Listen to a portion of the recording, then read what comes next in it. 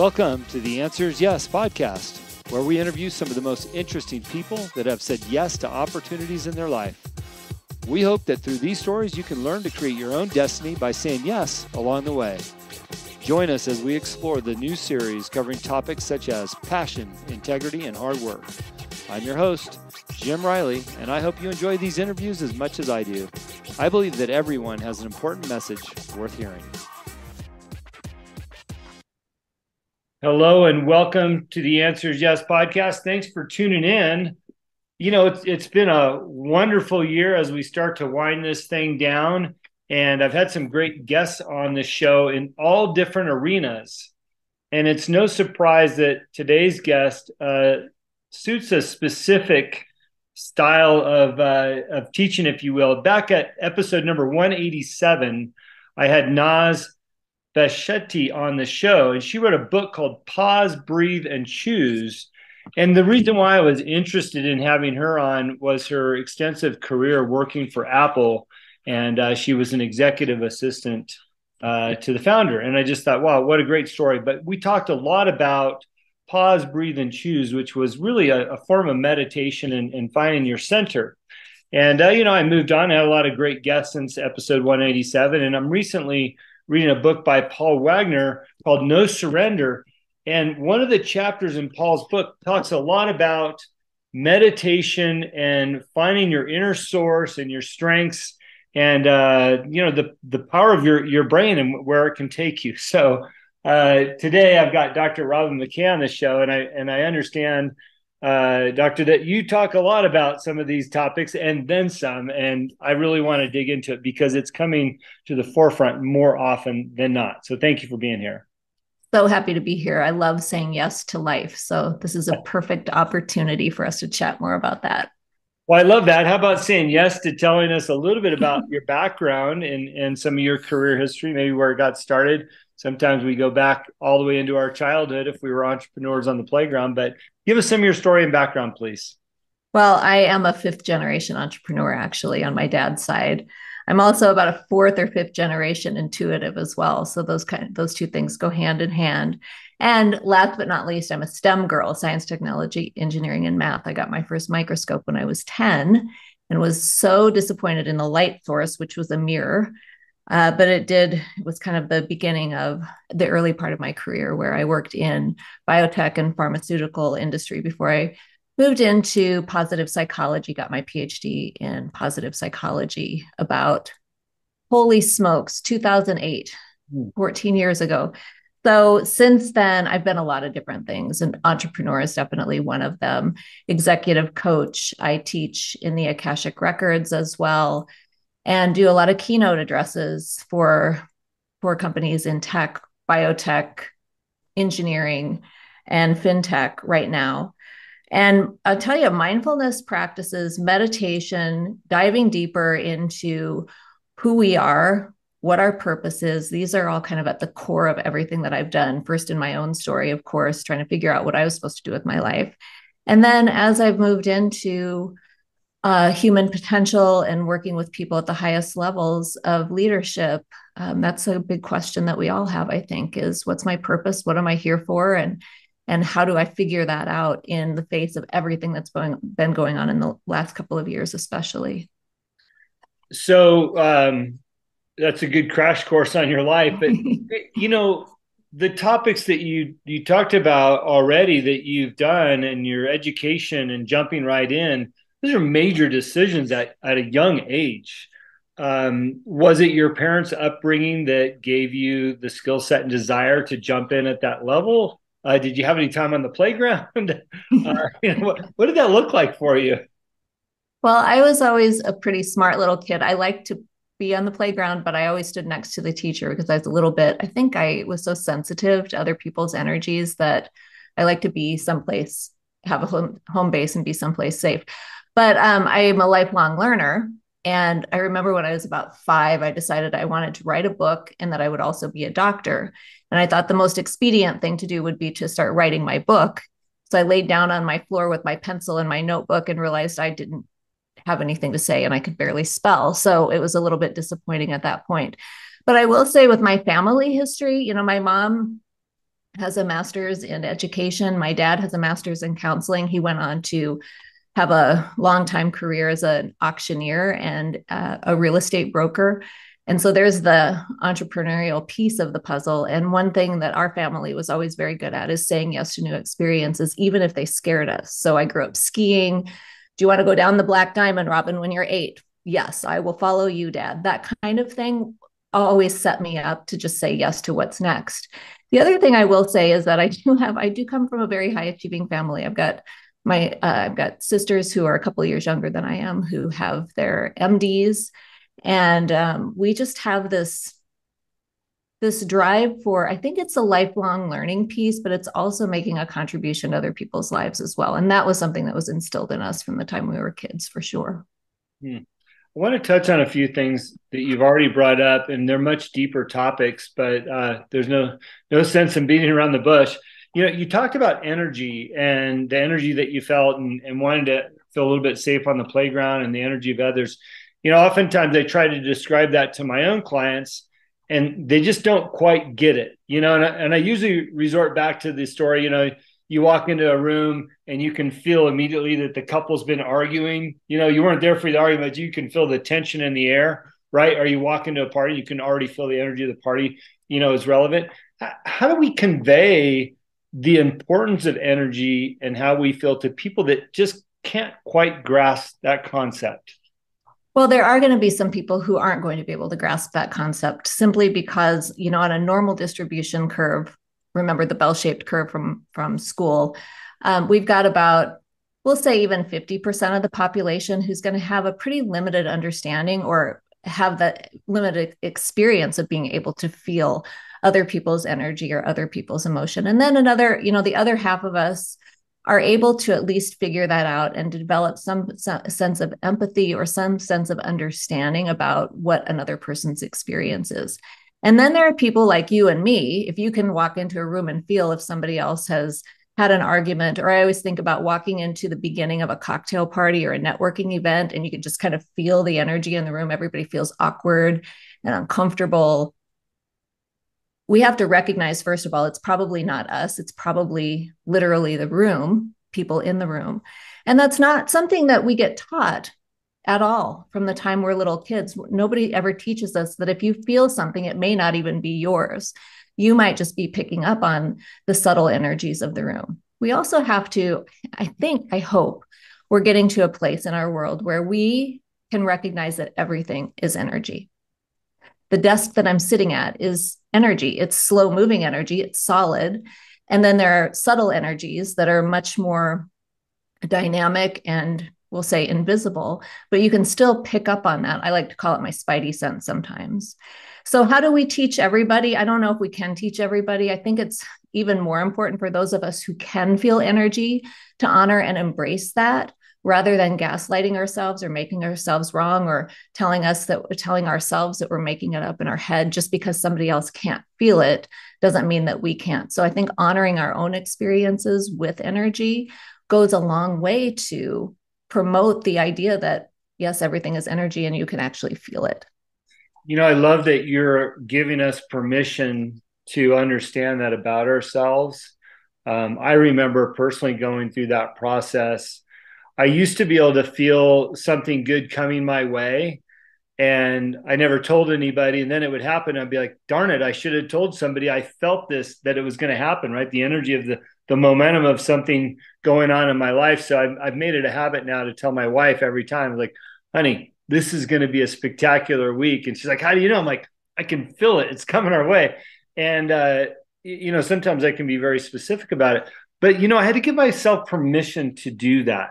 And I don't know how I derived at giving that permission to myself, but is there a formal process for people to do that? Or do you walk people through that in your practice to allow them to feel the energy that they're going through?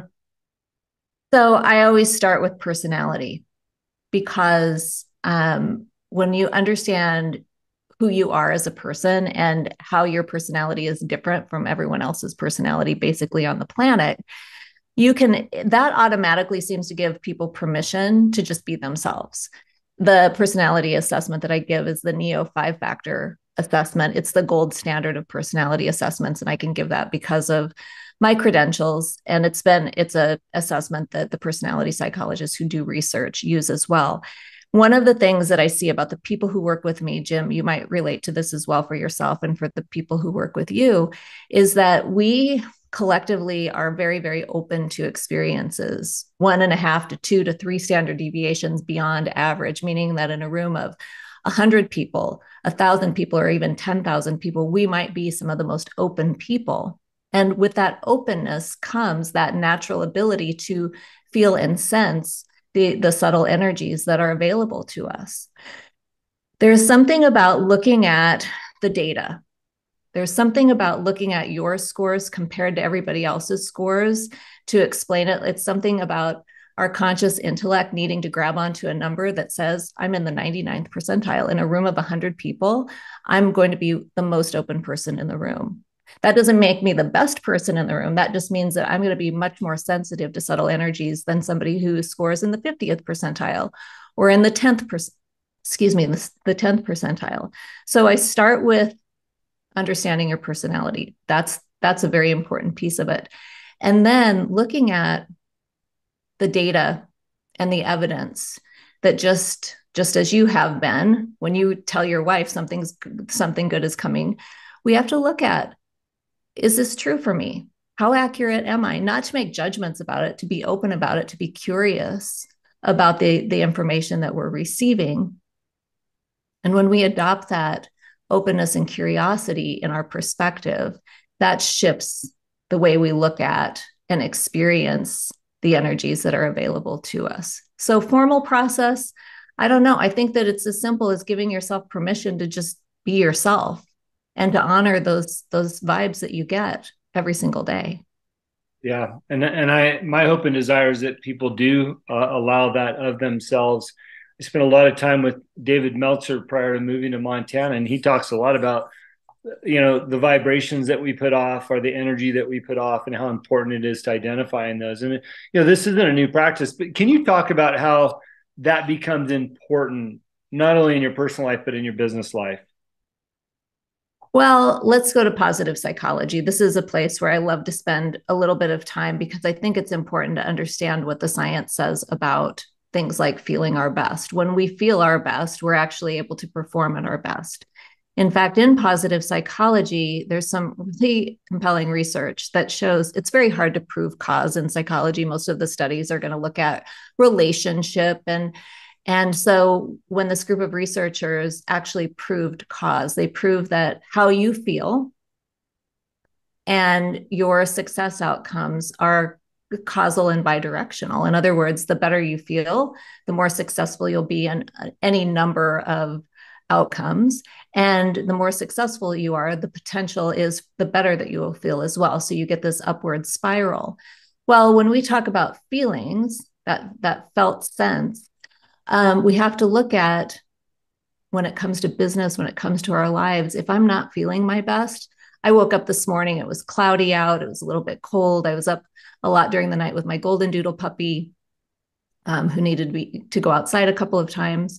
I didn't wake up feeling my best. So I had to pay attention to that, not as like a marker of long-term success in my business, but to not be a victim of it either, and to just ask myself, okay, what needs to happen in order for me to feel better? What needs to happen? What do I need to do just in order to get me feeling better? And I started thinking about meeting with you today. And I started thinking about, oh, the sun is coming out. And I started noticing just some subtle shifts in my own energy. Because I've got to tell you, when you're not feeling your best, you can still have a spidey sense, but your spidey sense is going to pick up on all the bad neighborhood things that are going on in your imagination as well. Yeah, sure. You know, to shift gears a little bit, I want to talk about intuitiveness. I saw some of your Instagram posts, and Yeah. we've had some guests on this show talking about intuition, but it was more from a security standpoint. Your first instinct walking up to that stranger, if it's not good, then rely on that before they get the opportunity to befriend you and maybe creates a worse of a situation. But I want to just talk about your version of being intuitive because I like your version a lot better, by the way. Yeah. And I think that there's so much value to that, and it's not a term that I've heard as I would say a main talking point. You introduce yourself as somebody that studies intuitiveness, and I just think it's so important. It is. Intuitiveness to me is in alignment with what I call spiritual intelligence, which is the capacity to alter your consciousness in the service of yourself or another person, and to use energetic, intuitive tools and practices in order to bring about real world transformation. So to me, intuition is the spidey sense in some ways. It's the subtle energies that you become aware of, and mindfulness, paying attention on purpose, is essential for us to be able to feel and to know and to receive guidance from either our own, wise selves, from divine source energy, from God, from our angels, whatever your worldview is. There's just a lot of benevolent helpers out there, both human and in spirit form, that are available to support us in our work.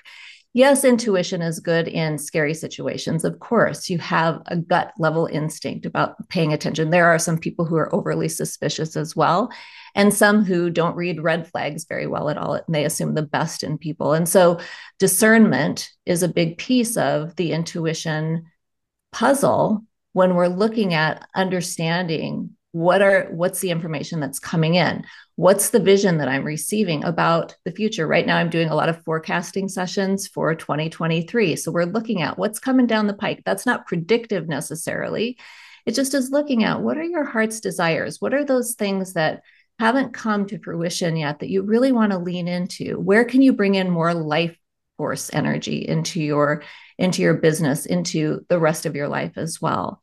And intuition for me, really, I go back to Einstein was credited with saying this one time. He said, intuition is a sacred gift.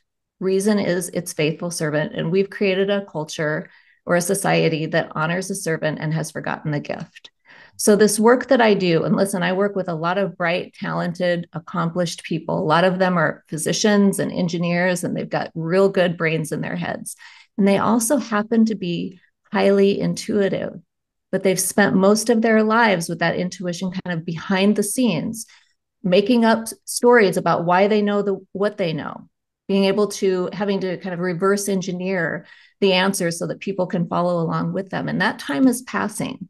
And now more than ever before, what I'm really seeing coming into this next year is more people like you and me and the people who work with us just coming online and just saying, look, I am intuitive first. I'm intuitive first. And I'm going to, even if there's not an explanation that's rational for why I know what I know, I'm going to trust myself. I'm going to trust my wisdom because I have discerned that this is the best way forward for me, even if other people don't understand. I love that perspective. I have a number of projects I'm on each year, and I spent a fair amount of time with really an expert analysis, colleague, and everything for him was all about the numbers and building out spreadsheets and this and that, which is great to have, but he didn't have any intuition for the business, and it really became somewhat of a rub at one point because, especially when you're on a startup business or an entrepreneur and you're looking for opportunities, oftentimes your intuition about a market plays a larger role than the numbers and the financial analysis that you can put it through. Because, like you've suggested, sometimes you have that feeling, maybe it's a gut instinct, maybe a lifetime of understanding that industry gave you that intuition to know that it's going to work, and the numbers will never tell you that. And that's why I like this topic so much, because oftentimes we rely on these new sources of information to make decisions, but sometimes I just don't think it's as good as your intuition. Well, we have to educate our intuition. And I love what you said about the lifetime of experience in a certain industry or with certain people to be able to kind of see around corners that maybe the numbers aren't showing yet. And that level of discernment comes from the education of the intuition. Malcolm Gladwell wrote a book, I don't know, let's say 15 years or so, called Blink. in which he describes how intuition becomes sort of this very fast thinking process that supersedes the rational explanations, but only with people who are experts, he said. So I give the example, I've got a sister who is a surgeon, and she's as intuitive as I am. And she'll say when she goes into her surgery, if there's something that shows up during surgery that I don't know exactly what to do, somehow I'll figure it out. My hands will move and then I'll make a decision. And that's her intuition at work. Well, if you put me in that same room, even all things being equal in terms of our intuition, I don't have the experience, not to mention I don't have any interest in cutting somebody open, to at least physically. We do a lot of psychic surgery around where I live.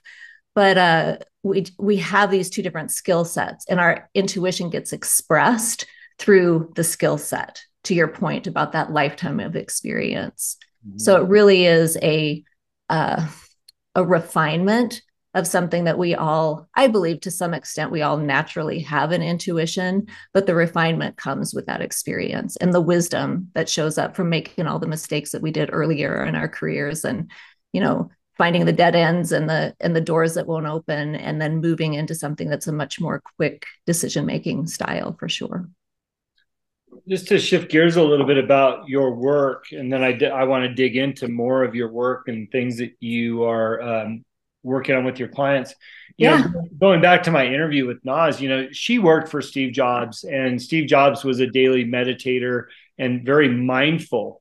And for her, she learned from him to become that person. She started when she was a young age, and she grew up in that, in a sense, in her professional career. What I find is the opposite of that. Oftentimes people are in their professional careers and they're grinding away and they forget about that mindfulness. They don't have somebody like a Steve Jobs that's elevated at that level. How do you, or how do we help people find their mindfulness, so that they take it seriously enough to chase after it, because oftentimes it's just, it's looked at as, maybe religion, like, yeah, I believe in that, but I don't really do it, Right. How do we make that a part of their lives on a regular basis? Such a great question. I've been saying recently that energy hygiene has got to be as important as brushing your teeth or washing your hands every single day. You've got to take care of your energy field every single day. It's no longer, I believe, it's no longer optional. Well, what does that mean then? That's a lifestyle change for some of these high performers who, to your point, and I've gotten there too. I think that it's a pathway to burnout when you don't do, whether you use the heading self-care, which we all, I believe, need to do a little bit more of as well. But just taking time to be mindful means shifting out of the go, go, go, the grit, the grind, the hustle, and leaning into the being, leaning into the paying attention on purpose. Is that something that can happen overnight? Well, it takes practice. It's just like making the decision to go to the gym and get back in shape. You don't go once, or you don't do one push-up and then you're done for, the month. It's an ongoing practice, which is why it's called a meditation practice. So one of the things, I wish that there were an easy answer to this, because I find myself with my private clients who are physicians in particular, that's a drum that I always beat. Energy hygiene is essential.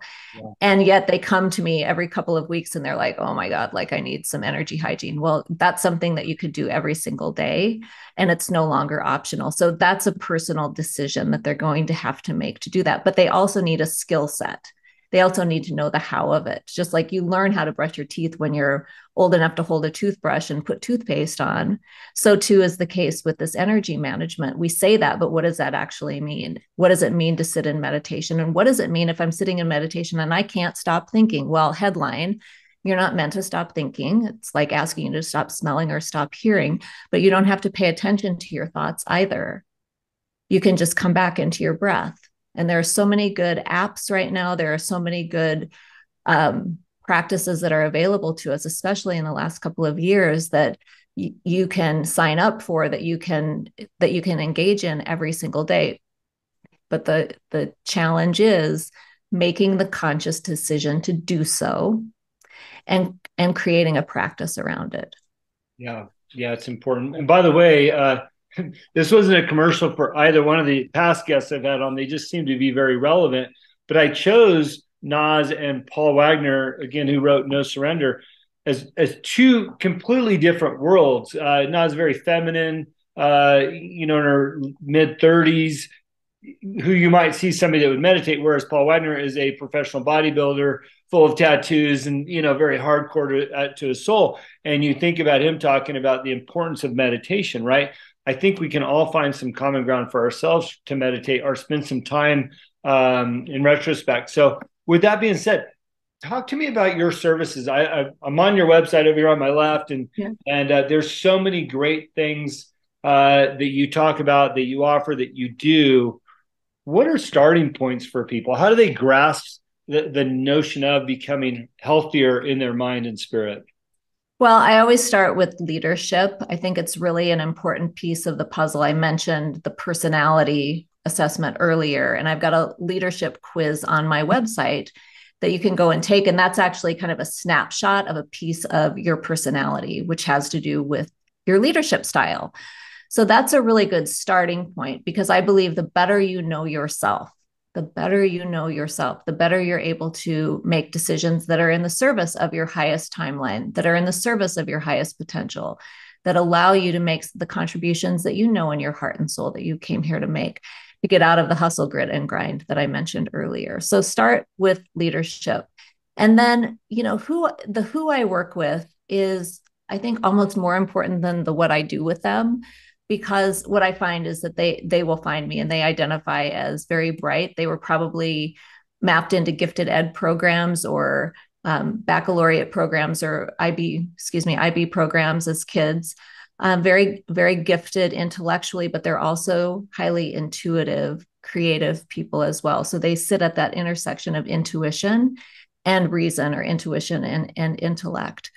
And then how they differentiate in their careers. Some of them are spiritual entrepreneurs who come in, who have all of this background in the corporate space. They awakened to their own spiritual gifts, and now they're wanting to become coaches and light workers. So that's one area that I work with, those spiritual entrepreneurs. And then the others are people who are still in corporate and don't imagine themselves leaving corporate either, but they do want to fulfill their mission, vision, and purpose within that corporate space. So those are the two types of people. What they hold in common also is that a lot of times they come to me when they're burned out. I can't tell you the number of people, Jim, who show up at my door and say, I relate to everything that you say, and I'm totally burned out. Can you help me? And I would like to get us to a point where they don't have to come to me when they're burned out, but that's often their starting point, is the burnout recovery piece. Is regardless of how you're going to express yourself now and in the future, you've got to make some shifts in your consciousness and your daily practices in order to recover from burnout. Because as you know, you don't recover from burnout by going on vacation for 2 weeks and then jumping back into the old hustle and grind. Yeah, it's interesting. I've been reading some articles about overstressed workers, not only in our country but worldwide, and people actually dying from overworking. Yeah. And I didn't realize what a thing it was. And I correlate that to being burned out. You keep grinding and grinding and grinding. You've burned yourself out, and you're probably more than likely putting in heavy hours and just on the hamster wheel. And you need a refresh, but really you need a lifestyle change. And it sounds like what you're offering is the ability to help give people some tools to make that change. Exactly. I've been saying for a while now, and definitely since the pandemic, is that we have to recalibrate our relationship with time, money, and work. Unless and until we do that individually and then in the collective, I just see us continuing on this path of burnout. And we know that there's something better out there for us than living a life of burnout and waiting until retirement. To your point about saying yes to life, doesn't mean that you're in that hustle and grind mode 24/7. In fact, I'm finding that a lot of people who have high aspirations for themselves often limit themselves because they're afraid that if I get to this next level, I'm going to have to work harder. I'm going to have to put in more time. I'm going to have to sacrifice more. And I'm of the mindset that let's get you out of the sacrifice. Let's get you out of the blood, sweat, and tears, and let's get you into the joy. Let's get you into the freedom of being able to, this is a colloquialism, but I think it's appropriate here to just live life on your terms, but on your terms from the clearest perspective possible, what your soul is calling you to, rather than what the duty, responsibility, and obligation might be telling you that you're supposed to be doing. Well, and I'm a firm believer if you're of sound mind through the practices that you're talking about and a healthy body, if you can put in 4 uninterrupted hours of good work, you probably could get the same amount of work done in those 4 hours that most people are doing in 8 to 10. By the way, that does require you to put your phone down and your social media down and really focus on the task at hand. We'll save a lot of those for another show, but there is life after overwork and stress and all these other Yeah. things, right? And burnout, if given the tools. Well, look, let's wrap with this thought. And maybe offer some tools, because I know of our listeners, maybe a very small percentage will really take it to heart to do some work here. I've been that person. If you want to play the macho card and not get into a program, what are a few things that people can consider doing in the quiet of their own corner? They don't have to tell anybody, but it'll make a difference in their life. Number one, stop looking at your intuition like it's too woo, too touchy feely, too weird. That's number one thing. Nobody even has to know that you do that. You just get to start looking at your gifts in a different way. So that's number one. You can do that in the privacy of your own home. You can do that in the shower, wherever it is. Just give yourself permission to live into what your gifts are. And then two is do the things that you know you're supposed to be doing. I find that it's never about not having information. Information is free. I have a confession, which is that I'm not so good at flossing my teeth every single day. And one time I went to the hygienist and she, at the end, told me, you need to floss your teeth more. And then she proceeded to hand me literally 2 handfuls of dental floss. And I said, that's not my problem. I've got plenty of dental floss because I don't floss my teeth every day. My problem is something different than that. And I actually helped her walk me through the steps to move me in the direction of flossing every single day. And my point here is that it's usually not about lack of information or not knowing what to do. It's about making the commitment to yourself, the promise to yourself that you'll do it, and then clearing your energy field so that you can. Sometimes our energy is so fractured, Jim, these days that even those of us who are quite adept at meditating can still, our consciousness is constantly being pulled at by, to your point, social media, the emails that are coming through, the text messages that are coming through. And unless we're really willing to take responsibility for where we're placing our consciousness, where we're placing our focus and our attention, we're going to wind up feeling like we're not living our best life. So I think that's the other thing, is to clear the field and really pay attention to where you're placing your consciousness.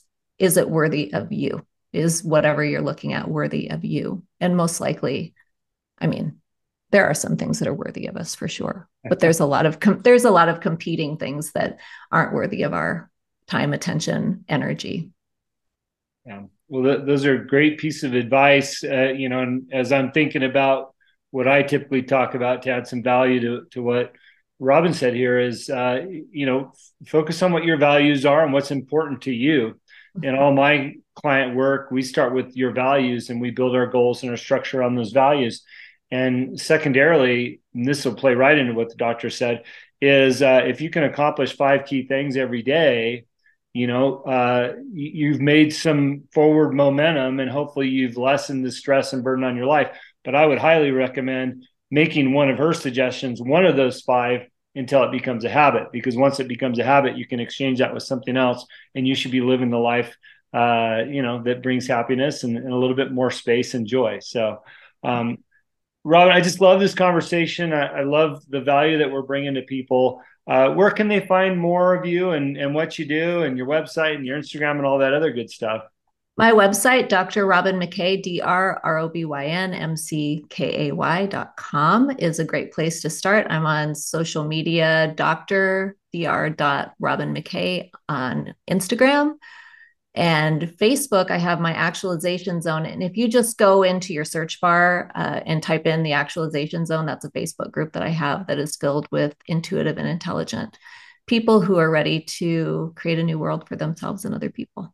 I love it. And I also see on your website, you've got some podcast episodes on Yes, there, more from you. So, I'm going to commit to my listeners and to you that I'm going to be more mindful. I know that intuition's been an important part of my life, but I can certainly improve on the things that I'm doing. So I'm happy to say that. And I'm going to give it my best effort as well. So, Doctor, thank you so much for being on the show and giving us your time today and your expertise. you're welcome. So happy to be here. Thank you for listening to today's show. It is my pleasure and honor to interview all of the guests that have been on the Answer is Yes podcast. If you have enjoyed the show, please go on iTunes and subscribe, give a rating, or simply tell a friend about the show. We also believe in the message of our guests and the positive influence of their stories. As my own mentor and coach, David Meltzer, has taught me, spend some time every day thinking and writing about the things in your own life that you have more than enough of. You will find out how blessed we really are.